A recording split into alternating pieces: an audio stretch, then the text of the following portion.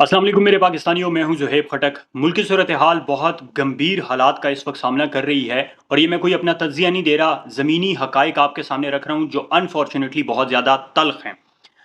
Express Tribune की खबर है जनाब, आपके सामने रख रहा हूँ। कौमी असासे फ़रोख्त किए जा रहे हैं। इससे पहले हम सुनते थे कि जनाब हमारी मोटरवे गिरवी है, हमारे एयरपोर्ट्स गिरवी हैं और इसके बदले हमने कर्जे लिए हैं और ये सब नून लीग के दौर में हुआ है। इस दफ़ा भी इम्पोर्टेड गवर्नमेंट को बाकायदा एक मिशन दे के लाया गया है और ये मिशन क्या है सुनिए जनाब।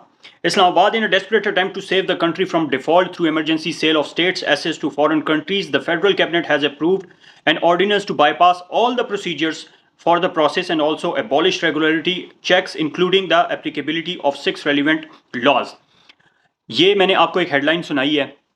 होने ये जा रहा है कि ऐसा कानून बनाया जा रहा है कि जब स्टेट्स एसेट जो हैं कौमी असासे बेचे जाएंगे, वो उनको आप चैलेंज नहीं कर सकेंगे। किसी अदालत में आप नहीं जा सकेंगे कि जनाब इनको रोका जाए और ये फोर्स किया जाएगा सूबों को भी कि अगर बलूचिस्तान में कोई ऑयल एंड गैस की जो है प्रोजेक्ट्स चल रहे हैं या केपीके में चल रहे हैं या पंजाब का कोई कौमी असासा है या सिंध का कोई कौमी असासा है, तो फेडरल गवर्नमेंट जो हमारी वफाकी हुकूमत है वो उसको बेचने के लिए जाएगी तो कोई शख्स भी उस पर सवाल नहीं उठा सकता।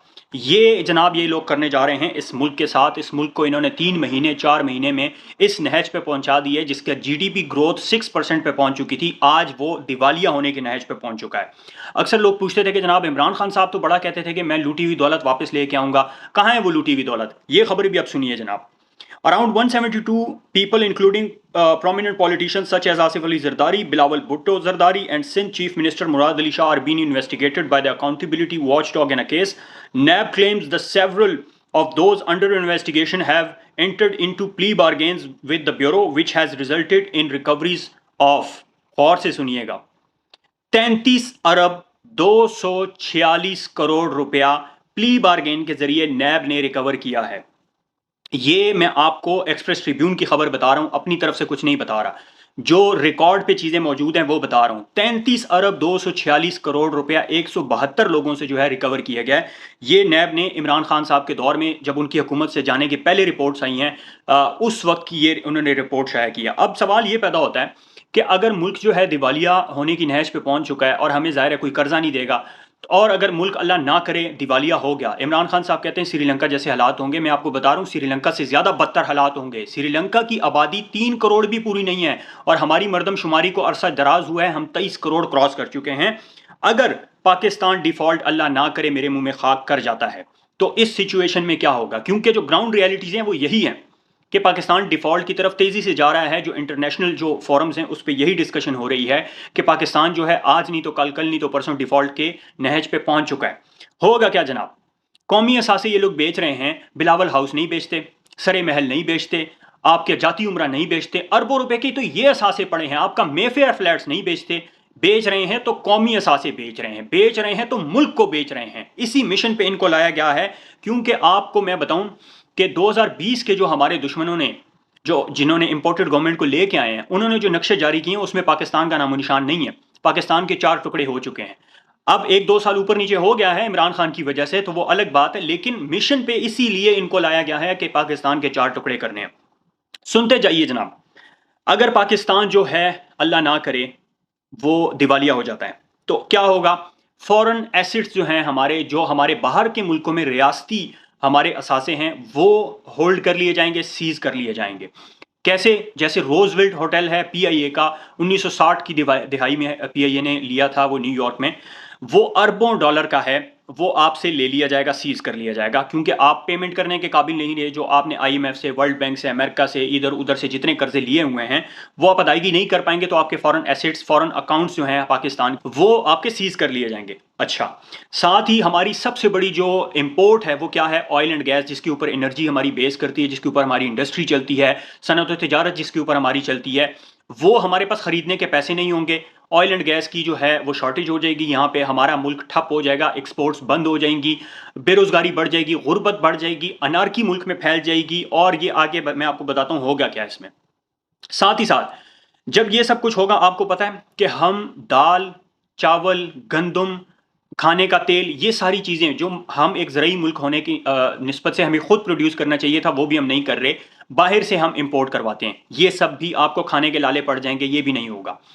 फॉरेन और लोकल जो बैंक्स हैं वो शरह सूद इतनी बढ़ा देंगे कि आप कर्जा भी नहीं ले सकेंगे। इतनी ज़्यादा जो है आप ये हालत हो जाएगी आपकी।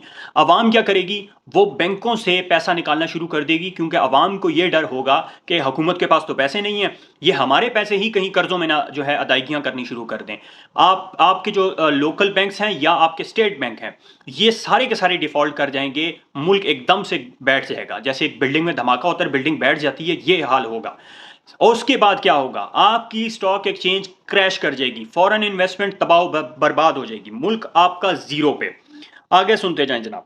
जब गुर्बत, महंगाई और ये सब कुछ होगा, उससे क्या होगा? अनार्की। अनार्की से क्या होगा? जब लोगों के पास खाने के पैसे नहीं होंगे तो स्ट्रीट क्राइम्स बढ़ेंगे।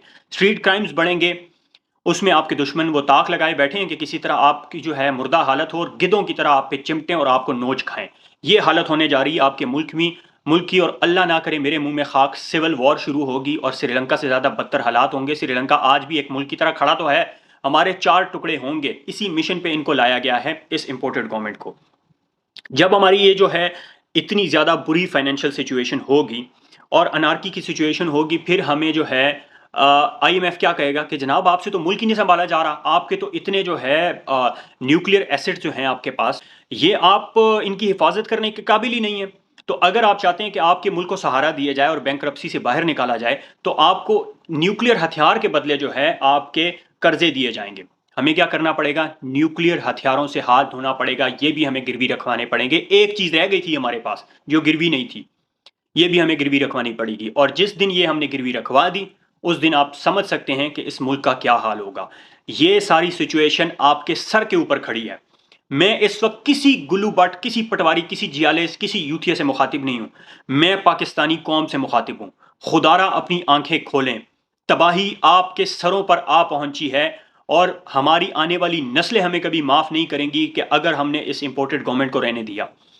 पानी सर से गुजरा जा चुका है। इससे पहले कि ये तबाही फेरें और ये मुल्क को डिफॉल्ट की तरफ पे लेके जाएं, हमें अपने हक के लिए खड़ा होना पड़ेगा, क्योंकि जो ग्राउंड रियलिटीज हैं वो बहुत ज़्यादा तल्ख हैं। बचने वाला नहीं है पाकिस्तान। जो इनके जो अज़ाइम हैं, मज़मूम अज़ाइम, इनके मकासद जो हैं, उसमें ये पीआईए को भी रगड़ा लगाएंगे, उसमें ऑयल एंड गैस को भी रगड़ा लगाएंगे, उसमें जो है आपके स्टील मिल को भी रगड़ा लगाएंगे। जो जो इनके पास जो है दिहाड़ियाँ लगाने के मौके आएंगे, क्योंकि इनका तो कोई स्टेक नहीं है पाकिस्तान के अंदर। इनके तो असासे भी बाहर, औलादे भी बाहर, बिजनेस भी बाहर, सब कुछ इनका बाहर है। इनको क्या लगे अगर पाकिस्तान डिफॉल्ट करता है, 23 करोड़ अवाम डूबती है तो डूब जाए। और हमारे न्यूट्रल्स माशाल्लाह वो न्यूट्रल्स हैं, पाकिस्तान की तबाही देख रहे हैं। इसी तरह बांग्लादेश सानिया हुआ था कि जब लोगों के हक के ऊपर डाका मारा गया था, लोगों का हक के खुद इरादियत, उनकी जो है वोट की ताकत उनको नहीं दी गई थी, और यही सब कुछ उस वक्त भी हुआ था, तो मुल्क दो लख्त हो गया था। और न्यूट्रल हमेशा की तरह न्यूट्रल। तो मैं समझता हूं कि न्यूट्रल, वो जो हसन निसार कहते हैं कि न्यूट्रल तो हिजड़ा होता है, या तो मर्द होता है या औरत होता है, बीच में जो होता है वो न्यूट्रल होता है, वो हिजड़ा होता है। तो ये सारी सूरत हाल है इस वक्त मुल्क की हमारी। न्यूट्रल न्यूट्रल बने बैठे हैं, वो तबाही देख रहे हैं कि हमारे दरवाजे पे आ पहुंची है। उसके बावजूद ये इंपोर्टेड गवर्नमेंट हमारे सरों पे सवार है। और आज से 4 महीने पहले जीडीपी ग्रोथ हमारी 6% पे पहुंच चुकी थी। एक्सपोर्ट्स पाकिस्तान की तारीख की सबसे बुलंद तरीन सतह पे थी।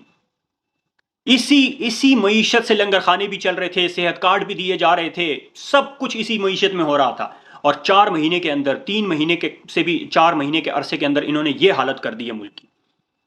खुदारा अपने मुल्क पे रहम करें इससे पहले कि हम डूब जाएं। शुक्रिया।